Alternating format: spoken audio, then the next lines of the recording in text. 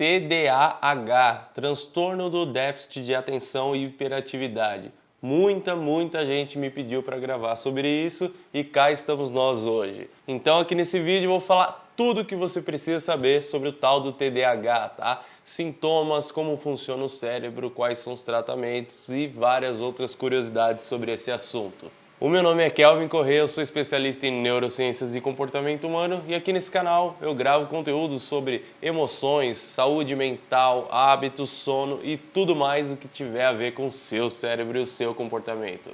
Não conseguir prestar atenção na hora dos estudos, muita desatenção durante as tarefas do trabalho e muita impulsividade durante o dia. Esses são alguns dos sintomas, algumas das situações que as pessoas com TDAH passam durante o seu dia a dia. E isso sem falar, às vezes, dos comentários, dos julgamentos de pessoas que estão à sua volta, chamando de preguiçoso, de desinteressado, às vezes até de burro. Então eu gostaria já de começar esse vídeo dizendo que não, uma pessoa que tem TDAH não é menos interessada, não é menos inteligente de nenhuma forma. Como vocês vão entender aqui durante o vídeo, o cérebro dessa pessoa tem sim algumas diferenças, algumas dificuldades que precisam ser ali desenvolvidas e melhoradas, mas longe disso, a pessoa com TDAH não tem nenhum tipo de problema de cognição e nem entendimento das coisas. E antes de eu começar o conteúdo de verdade, só para te avisar, aqui na descrição do vídeo tem várias referências científicas desse assunto e sobre isso tudo que eu estou falando.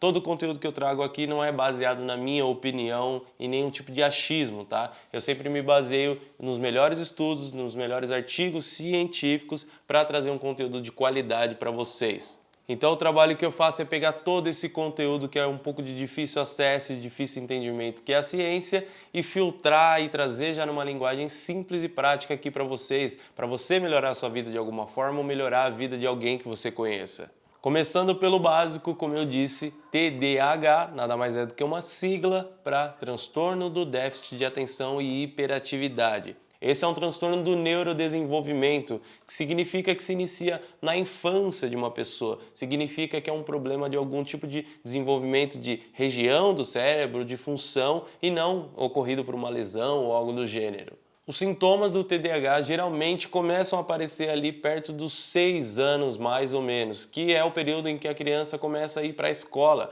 porque a escola acaba sendo um ambiente onde fica muito claro todos os traços do TDAH. Esse é um ambiente que acaba estimulando bastante, exigindo bastante da criança, e esses traços, esses sintomas acabam aparecendo bastante. E de maneira geral, a gente pode observar três principais traços do TDAH, que seria a desatenção, a hiperatividade e um que pouca gente fala, mas também a impulsividade de uma pessoa.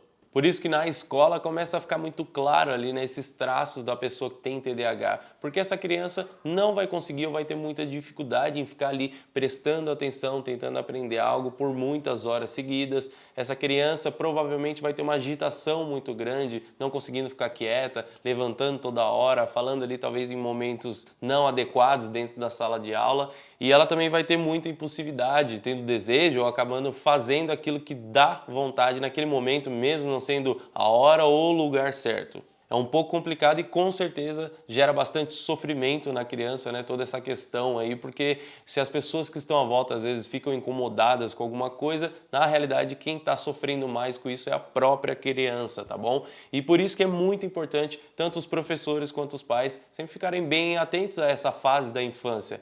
Porque, como eu vou explicar aqui tudo certinho para vocês, o diagnóstico precoce é muito importante nesse tipo de transtorno, para que essa criança tenha um tratamento adequado e quando ela chegar na fase adulta, ela consiga ter ali, vamos dizer, uma vida normal, uma vida funcional como qualquer outra pessoa. Inclusive, recentemente eu estava escrevendo um artigo científico sobre um caso de um homem que foi diagnosticado bem tardiamente de TDAH, foi lá para os seus 40 e poucos anos. O papel do nosso grupo de pesquisa era avaliar todas as dificuldades, peculiaridades de um caso raro como esse e como que é importante também, né, da gente refletir ali, chegar numa conclusão desse tratamento ter começado desde pequeno, porque se essa pessoa não fez o tratamento desde a infância, ela não evoluiu, não aprendeu a lidar com toda essa questão e acaba tendo muito prejuízo na sua vida adulta. Então é de se esperar que uma pessoa como essa que não teve o tratamento desde pequena acabe tendo muito problema problema durante o seu trabalho, por não conseguir executar ali uma tarefa do começo até o fim, né? Acaba se desconectando, né? Desconcentrando dela toda hora. É muito comum também que essas pessoas tenham problemas de relacionamento, porque elas interrompem muito as outras pessoas, elas acabam não escutando, não prestando muita atenção, por exemplo, numa conversa.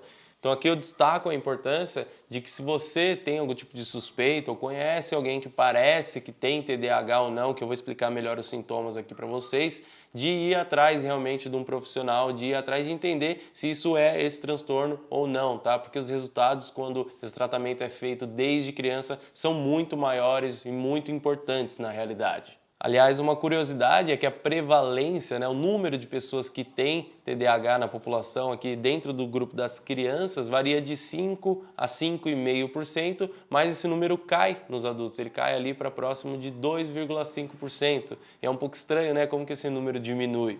E um dos motivos para isso acontecer é justamente porque não é nada incomum de que quando a pessoa fique adulta, com o amadurecimento do cérebro, todo o aprendizado, treinamento e tratamento, ela basicamente fique livre aí da maioria dos sintomas do TDAH. Então isso aqui até mostra mais uma vez a importância desse tratamento desde pequeno. Porém, infelizmente, um outro motivo que leva à baixa desse número é que a mortalidade das pessoas que têm TDAH é maior. Como vocês já entenderam, essas pessoas acabam tendo mais impulsividade, gerando mais comportamento de risco e, por exemplo, o uso de substâncias também. Então, o TDAH não é brincadeira, não é frescura e precisa de tratamento, tá bom? Mas por que que tudo isso acontece com essas pessoas, né? O que tem de diferente no cérebro de quem tem TDAH?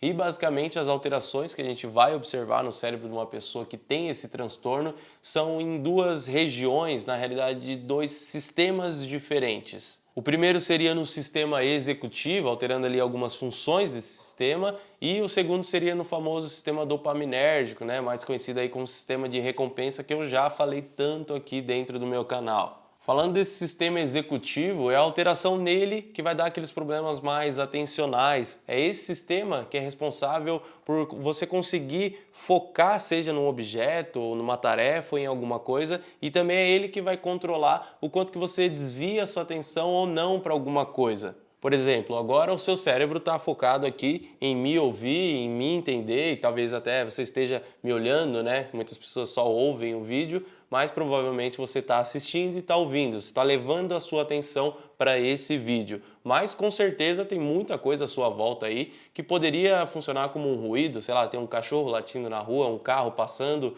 a TV ligada, um barulho de alguma coisa. Mas mesmo assim você está fazendo um filtro atencional, prestando atenção só em mim aqui, ou pelo menos tentando fazer esse filtro e prestar o máximo de atenção aqui e o mínimo de atenção à sua volta. Mas é claro que se algo muito notável acontecer, sei lá, um bicho subir na sua perna, ter uma explosão muito alta, você vai desviar a sua atenção, mas você consegue fazer esse controle de foco aqui. Mas o problema é que no cérebro do TDAH, tanto essa capacidade desse foco quanto essa do desvio da atenção está um pouco desregulado, digamos assim. Até uma coisa engraçada, né, é que o TDAH, na verdade, ele não tem pouca atenção, ele tem atenção demais. O problema é que ele não consegue controlar essa atenção. Ele fica, na verdade, dando atenção para tudo a todo momento. Eu sei que se você tem TDAH e está assistindo o vídeo até aqui, você já parou de prestar atenção várias vezes sem nem perceber. É claro, se você tem o TDAH não tratado, né? Já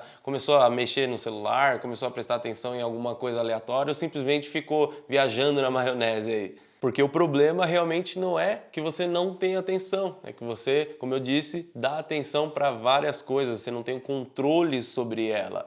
É por isso que é tão difícil para uma pessoa que tem esse transtorno ficar aí assistindo, sei lá, 1, 2 horas direto de uma aula, pegar um livro e ler 50 páginas, 60 páginas de uma vez. O ideal é que essa pessoa vá fazendo algumas pausas mesmo, para ir recuperando essa atenção e realmente voltar ali a focar. Já a alteração no sistema dopaminérgico realmente já é uma questão química, da liberação do neurotransmissor responsável por dar aquela motivação para a gente e também da percepção da recompensa sobre algo. Resumindo, toda essa alteração faz com que as pessoas que têm TDAH acabem tendo muita dificuldade de percepção do quanto de esforço que ela tem que fazer numa tarefa, do quanto de tempo aquilo vai demorar e também um erro na percepção do quão recompensador é ou não aquele comportamento. E isso leva essas pessoas a basicamente só enxergarem como recompensador e buscarem só recompensas rápidas e fáceis. E é por isso que, de novo, a pessoa com TDAH vai ter muita dificuldade de ficar 2 horas assistindo uma aula.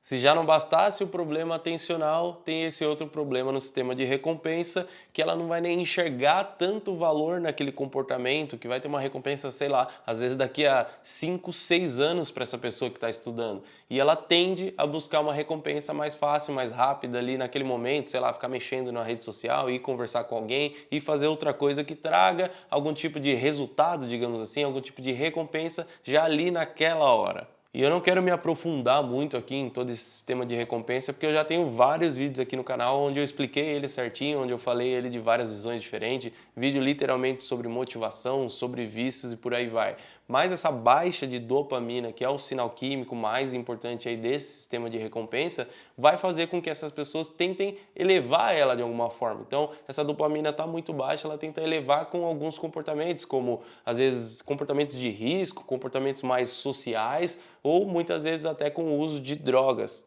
Não é nada incomum e na realidade é algo bem comum você conhecer uma pessoa que tem TDAH, que fuma, que bebe bastante ou que usa alguma outra droga.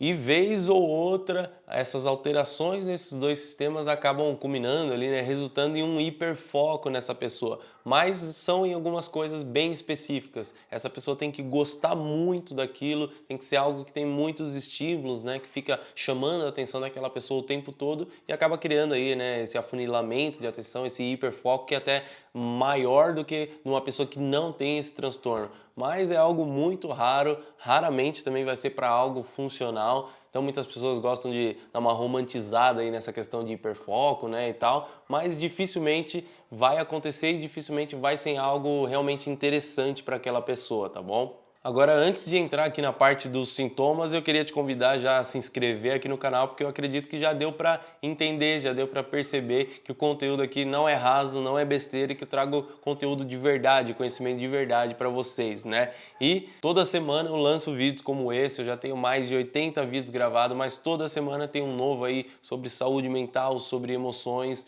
coisas que vão te ajudar aí no seu autoconhecimento, no seu desenvolvimento pessoal e por aí vai. Então já se inscreve aí, vamos continuar aqui. Bom, provavelmente você já entendeu mais ou menos todos os sintomas aí com toda essa explicação que eu dei aqui de o que é o TDAH, né, como funciona o cérebro dessas pessoas. Mas eu vou colocar agora de maneira mais organizada, né, elencar aqui os principais sintomas para você avaliar, às vezes se é o seu caso ou se é o caso de alguma pessoa que você conhece. O primeiro sintoma é o que eu já falei mais aqui, né, durante toda a explicação, que seria a dificuldade em manter a atenção em algo. Mas eu destaco aqui, é muito importante eu colocar que isso tem que ser algo bem global na sua vida, tá? Não adianta você falar que tem aí esse problema atencional para uma aula chata que você não gosta, para um professor que você não foi com a cara também, tá? Isso tem que ser algo bem generalizado na sua vida, em basicamente tudo, tá bom? Segundo seria você frequentemente não notar ou não perceber com alguém te chamando ou falando com você, que nada mais é do que mais uma variação de todo esse problema atencional. Terceiro seria dificuldade em organizar, planejar e executar tarefas por inteiro, principalmente aquelas tarefas que têm uma recompensa para o longo prazo, algo que não é ali imediato naquela hora, como por exemplo mexer no celular ou comer alguma coisa. Seria aquele extremo do extremo da procrastinação, onde a pessoa chega a ser quase que incapaz de começar e terminar alguma coisa muito complexa. Aqui entra toda aquela dificuldade motivacional que eu já contei para vocês. Se essa pessoa precisa ter um comportamento para uma coisa que vai trazer uma recompensa só lá na frente, ela tende a parar de executar e buscar outro comportamento que traga ali uma recompensa imediata para ela. Seguindo aqui, a pessoa com TDAH costuma ser muito esquecida e perder várias coisas no dia a dia, coisas importantes aí igual chave, carteira, mochila e por aí vai. Isso seria parte do problema na memória de trabalho que essas pessoas, chegando às vezes até um nível de se perder dentro de uma tarefa. Sabe quando você vai até a cozinha da sua casa e quando você chega lá, você já não sabe mais o porquê você foi até a cozinha? Então, isso com uma pessoa que tem TDAH é muito comum, muito frequente. E por último, frequentemente a pessoa que tem TDAH fala demais e interrompe as outras pessoas sem nem perceber. Isso acontece muito porque essas pessoas com TDAH costumam ter o comportamento e também o pensamento muito agitado, muito inquieto. É como se essa pessoa não conseguisse ficar parada, ficar relaxada ali, tranquila por muito tempo. E isso tudo acontece basicamente sem a pessoa perceber, tá bom? Não é nada de falta de educação nem nada do tipo. Por a pessoa que tem TDAH ter esses problemas atencionais, acontece que ela às vezes nem percebe que a outra pessoa ainda não terminou de falar, sai atropelando a conversa, isso é muito comum, tá? Então, por mais que pareça, sei lá, um comportamento estranho, inadequado, é um sintoma, é algo que acontece simplesmente por um problema atencional e de percepção dessa pessoa, tá? E eu sei que depois de ouvir todos esses sintomas, você tá 100% crente aí de que você tem TDAH, mas calma, tá bom? Se a gente parar para pensar e analisar, a gente tem um pouquinho, todo mundo tem um pouquinho de cada uma dessas coisas, mas não é simples assim, tá? A gente não tem TDAH simplesmente por se identificar um pouco com cada uma dessas coisas, porque afinal, na verdade, todo mundo passa por esse tipo de situação, esse tipo de sintoma aí que eu coloquei. O diagnóstico de TDAH é muito complexo e muito demorado, geralmente demora aí coisa de 1 ano para ter 100% de certeza que uma pessoa tem isso, justamente pelos sintomas serem relativamente comuns aí na vida das pessoas e também por existir muitos confundidores, né? O pessoal mais clínico chama de véu do transtorno ou algo do gênero. Por exemplo, uma pessoa com um sono ruim vai apresentar todos esses sintomas, uma pessoa muito desmotivada também, uma pessoa com ansiedade elevada ou até com problemas gerais de saúde tende a ter, né, todos esses sintomas aqui, se identificar muito com toda essa questão. Mas, como eu disse para vocês, só 5% da população de crianças tem TDAH e só 2,5% dos adultos tem. Então não é algo tão comum quanto parece. E todos esses sintomas precisam ter aparecido entre os 6 e os 12 anos de uma pessoa. Então, se você não se lembra na sua infância de ter passado por tudo isso, provavelmente você não tem TDAH, tá bom? Por isso, não sai achando que você tem TDAH simplesmente por ter se identificado um pouco com esses sintomas aqui. É algo bem complexo e não existe autodiagnóstico, tá bom? Mas é claro, se você está se identificando realmente com tudo isso, né, de maneira muito forte, muito frequente, como eu já disse, você precisa sim procurar bons profissionais aí para te ajudar. Eu sugiro que você vá atrás de um bom psicólogo ou de um bom psiquiatra para dar ali meio que um pré-diagnóstico para você e que depois você vá num neuropsicólogo, que é basicamente um psicólogo ou um profissional que tem formação na área que consegue metrificar várias questões do cérebro. Ele vai conseguir realmente trazer em números e em resultados toda essa questão atencional, de motivação e tudo mais o que precisa para realmente ter certeza de um diagnóstico de TDAH. E não se preocupa porque esse transtorno não te dá um destino nem te limita de forma alguma. Fazendo uma boa psicoeducação, que é basicamente o que a gente já está fazendo aqui, né? Conscientizando, entendendo sobre o transtorno, sobre si mesmo, fazendo uma boa terapia cognitivo-comportamental e também com acompanhamento farmacológico que a gente fala, né? Que nada mais são do que os remédios, com certeza você consegue ter uma vida normal e funcional, tá bom? E algumas pessoas às vezes ficam um pouco incomodadas, né? Poxa, mas eu vou tomar o remédio para sempre. E muito provavelmente no começo vai ser obrigatório sim, porque realmente o remédio faz muita diferença aí, né? As anfetaminas, o metilfenidato, enfim, não quero entrar muito aqui na questão química, nos nomes, né, dos medicamentos, mas provavelmente em alguns casos aí que realmente fazem o tratamento certinho por muitos anos, lá na frente a gente consegue sim tirar o medicamento, tá bom? Não é algo que se apresenta em todos os casos, mas em alguns casos sim. Então vai atrás de fazer o tratamento certinho aí, vai atrás de bons profissionais para te ajudar se você realmente está suspeitando e se você tiver o diagnóstico, tá? Por hoje é isso, eu espero que esse vídeo tenha sido interessante para você e eu peço para você compartilhar esse conteúdo com outras pessoas, porque literalmente entender disso aqui pode mudar a vida de algumas pessoas. Como eu disse para vocês, o diagnóstico e o tratamento desde cedo, desde pequeno, muda muito a vida da pessoa, faz com que ela tenha uma vida adulta muito mais funcional, muito mais normal ali, sem nenhum tipo de problema, tá? Então compartilha aí com a sua família, com seus amigos, porque sem dúvida nenhuma esse conhecimento aqui tem que ser mais espalhado, tá bom? Então compartilha esse vídeo aí, se inscreve aqui e eu te vejo na próxima.